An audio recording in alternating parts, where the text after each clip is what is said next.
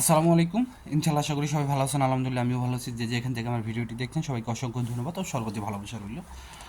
আপনাদের সাথে আজকে কথা বলতে চাচ্ছিলাম হচ্ছে ভিএফএস গ্লোবালের সাদা পাসপোর্ট নিয়ে, অ্যাপয়েন্টমেন্টের বিষয় নিয়ে এবং মালিকের কাছে কবে থেকে মেসেজ যাওয়া শুরু হবে বা মেসেজ যাওয়া অলরেডি শুরু হয়ে গেছে এইসব তথ্য নিয়ে।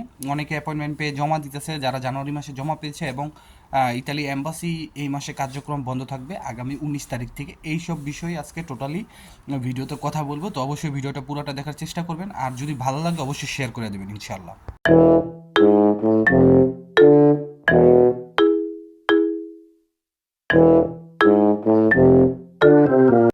তো সব কিছুর জন্য আলহামদুলিল্লাহ। প্রথমে আমি যে বিষয়টা বলতে চাই, ইতালি এম্বাসি বন্ধ থাকার যে বিষয়টা, সেটা হচ্ছে যে আপনারা সকলে জানেন এখানে নাতালের একটা উৎসব এসে পড়ছে ইতালিতে। এটা পুরো ইউরোপেই হয়, যেটা ক্রিসমাস ডে, আবার হ্যাপি নিউ ইয়ার, এইসব বিষয়।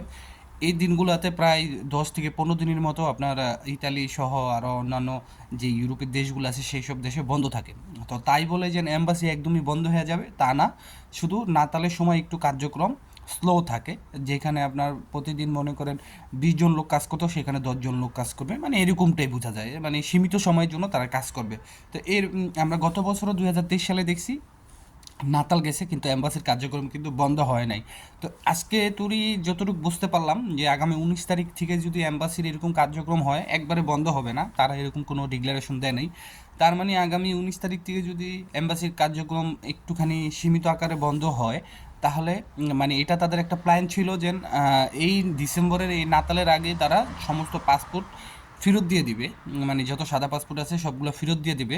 তাহলে আশা করা যায়, আপনারা যারা বলতেছেন যে কতদিন পরে কাজ হবে বা মালিকের কাছে মেসেজ গেছে কিনা, তাহলে যদি মনে করেন এইখানে সীমিত আকারে কাজ করা হয়, যেহেতু ইতালিতেও সীমিত আকারে কাজ করা হবে, কারণ ইতালির যেই পেপুত্তরা থেকে আপনাদেরকে নলস্তাগুলি ওয়ান স্টেপ ভেরিফিকেশন করবে, বা আপনার নলস্তাটা যেখান থেকে উঠছে সেইখান থেকে যে কর্মীগুলো আছে তারা অবশ্যই কিন্তু এখন ছুটিতে থাকবে, বা ফেরিয়া যেটা ছুটি কাটাবে। তো এই ক্ষেত্রে কিন্তু আপনাদের এই যে কার্যক্রম আশা করা যায় না ডিসেম্বর মাসে এটার কার্যক্রম 100%লি পিওরভাবে হবে। তো আপনি জানুয়ারির 10 তারিখ এর থেকে ধরতে পারেন যে জানুয়ারির 10 তারিখ মাঝামাঝি, 10 তারিখ 15 তারিখের থেকে আপনার এই সাদা পাসপোর্টের কাজ এক নাগারে ধরতে পারে। আশা করি বুঝতে পারছেন। এই বিষয়টা ছিল সবচেয়ে মোস্ট ইম্পর্ট্যান্ট আপনাদের সাথে বলা। তারপরে দ্বিতীয় যে বিষয়টা, সাদা পাসপোর্টের মেসেজ কি মালিকের কাছে পাঠানো হয়েছে কিনা এই পর্যন্ত, বা কেউ কি সাদা পাসপোর্ট জমা দিছে কিনা। পূর্বেও আমরা দেখছি, বা আমিও অনেক দেখছি, আপনারা দেখছেন কিনা জানি না, যে সাদা পাসপোর্ট জমা দেওয়ার জন্য মেসেজ দিচ্ছে। ঠিক আছে, মানে একবার পাসপোর্ট তারা ফেরত আনছে এবং আবার পুনরায় তাদের জমা দেওয়ার জন্য ফোন করা হয়েছে বা মেসেজ করেছে, এবং তারা জমা দিয়ে ভিসা পাইছে। এরকম ঘটনাও ঘটছে পূর্বে, এবং তাদের নুরস্তাটা এলকিউ না এলএন ছিল এটা সঠিক জানি না, বা ডোমেস্টিক ছিল কিনা এটাও জানি না। আরেকটা কথা বলে রাখি, যেহেতু ডোমেস্টিকের কথাটা উঠছে, ভিএফএস গ্লোবালে সবচেয়ে বেশি দেখা যাচ্ছে যে আপনাদের ডোমেস্টিকের ভিসাগুলি যে যারাই জমা দিয়েছেন, যাদের মালিক বাঙালি, তাদেরকে একদমই গুরুত্ব দেওয়া হচ্ছে না। এই জিনিসটা আমি দেখলাম, একজনে পোস্ট করছে, আমি জানি না। তবে এটা সত্যি যে না, আপনার মালিকের যদি মালিক যদি বাঙালি হয়, একটু গুরুত্ব কম দিতেই পারে, কারণ তারা বাঙালিকে এমনি বাংলাদেশ রেড জোন আছে, যাচাই বাছাই করা হবে। আশা করি বুঝতে পারছেন। তো তো বিষয় যেটা হচ্ছে আপনার, অনেকের সাদা পাসপোর্টের ফেরত পাবার মালিকের কাছে অনেক মেসেজ যাইতেছে, এখনই যাচ্ছে। যেরকম আমি দেখলাম যে আমি বলছিলাম আমার যে দুইটা বন্ধুর কাগজ জমা দিয়েছিলাম, ওদের ওদের ওদের বিষয়ে মালিক জিজ্ঞাসা করলো, ওদের নামগুলো আবার মালিকে নিল, হয়তো বা মালিকের কাছে মেসেজ আসছে বা কোনো কমিউনিকেশন করবে, এটা এখন তো আমি শিওর না। তবে আমি যতটুকু বললাম, যেহেতু নাতালের বন্ধ থাকবে 15 দিনের মতো, নাতালের পরেই হয়তো বা কার্যক্রম শুরু হবে। এ বলে তাই বলে এটা না যে ইতালি এম্বাসি বন্ধ থাকবে, এটা একদম ভুল ধারণা। তারপর হচ্ছে স্ক্যানিং কপির কথা যারা বলতেছেন, স্ক্যানিং কপিরও যাই অবস্থা হবে, সাদা পাসপোর্ট যারা এখন পাইছে তাদেরও সেম, এখন সব ক্যাটাগরি সেম। এখন জিএফএস গ্লোবালে কারোই পাসপোর্ট নাই, শুধু ফ্যামিলি ভিসা ছাড়া। ঠিক আছে, সবাই কিন্তু এখন সেম। সো ওই যে বলবেন না স্ক্যানিং কপি কবে ধরবো, স্ক্যানিং কপিরও ভিসা পাচ্ছে, সব কিছুরই যাচাই বাছাই চলতেছে, ভিসা পাচ্ছে। আর ফ্যামিলি ভিসা অনেকে বলেন লিগালাইজেশন করি নাই, কি আমার কি কোনো সমস্যা হবে কিনা। দেখেন, আপনি ত্রুটি রাখার পরে যদি আমার আইসা বলেন, তাহলে তো হইব না, আমি তো কোনো আপনাদের সমস্যার সমাধান দিতে পারব না। হয়তো আমি আপনাদের কোনো ক্লু দিতে পারুম যে এই বিষয়ে আপনি এটা করলে ভালো হবে, বা এইখানে যান, এটা যান, এটা হইতাছে।